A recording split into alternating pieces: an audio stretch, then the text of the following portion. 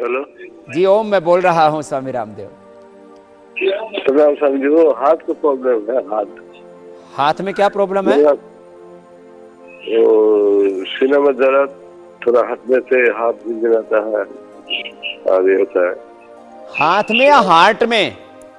Hard hard heart में, हाथ में। वहाँ ब्लॉकेज ब्लॉकेज है। हार्ट में ब्लॉकेज है, हाँ। तो देखिए, हार्ट में जब ब्लॉकेज होता है तो उसका असर यहाँ तक भी आता है, उसका असर ऊपर भी जाता है, नीचे भी आता है।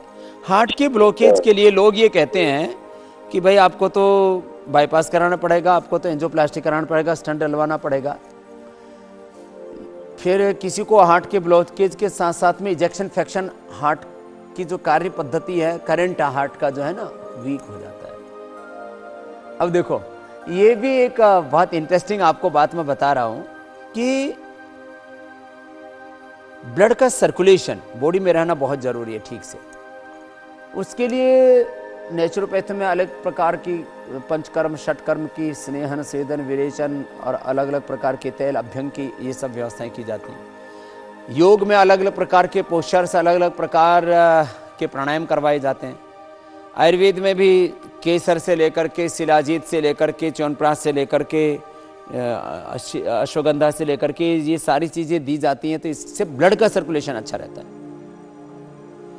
तो हार्ट के लिए भी, अब हार्ट में एक तो ब्लड का सर्कुलेशन पूरा हो, जो अंदर ब्लॉकेज हो गया वो निकल जाए। एक तो लौकी का जूस पिया करें, अर्जुन की छाल और हृदयामृत 2-2 गोली ले लिया करें, और कपालभाति, अनुलोम विलोम प्राणायाम आधा आधा घंटा करना शुरू कर दें। और जब भी आपको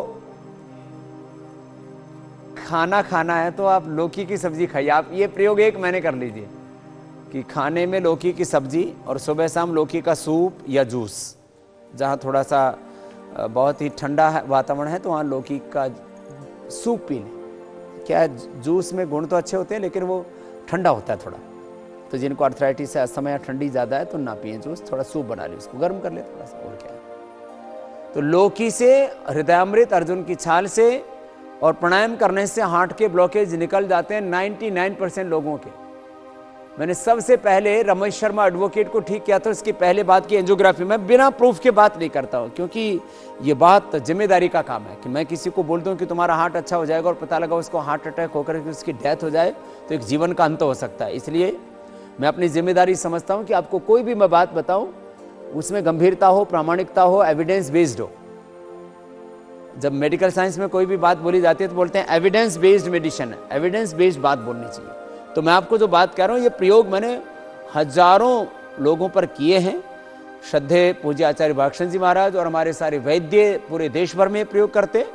हम प्राणायाम करा करके ये जो उपचार बताए इसको करा करके हमने लाखों लोगों को हार्ट के ऑपरेशन से बचाया। इसी तरह से गर्दन के, कमर के, घुटनों के ऑपरेशन से, लीवर किडनी के ऑपरेशन से हमने लोगों को बचाया।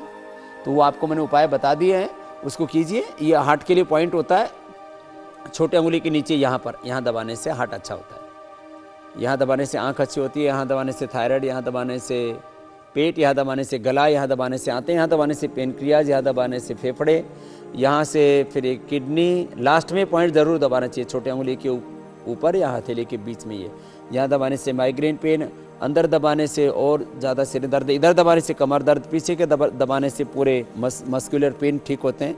ये पीछे जो पॉइंट होते हैं। और इस अंगुली के ऊपर दबाने से तो कमर दर्द एकदम ठीक हो जाता है। यहाँ से दबा दिया, इसको दोनों तरफ से, और यहाँ पहले अंगुली के पीछे से यहाँ से दबा दिया, इससे एकदम अच्छा हो जाता है। खैर, तो मैंने हार्ट के लिए आपको बता दिया, साथ में और भी एक्यूप्रेशर के भी पॉइंट हम बताते रहते हैं। इसी को मर्म चिकित्सा, नाड़ी चिकित्सा भी हम कहते हैं। तो योग, आयुर्वेद, प्राकृतिक चिकित्सा, मर्म चिकित्सा, नाड़ी चिकित्सा और एक जो स्वस्थ जीवन पद्धति है उसके बारे में हम आपको बार बार बताते रहते हैं।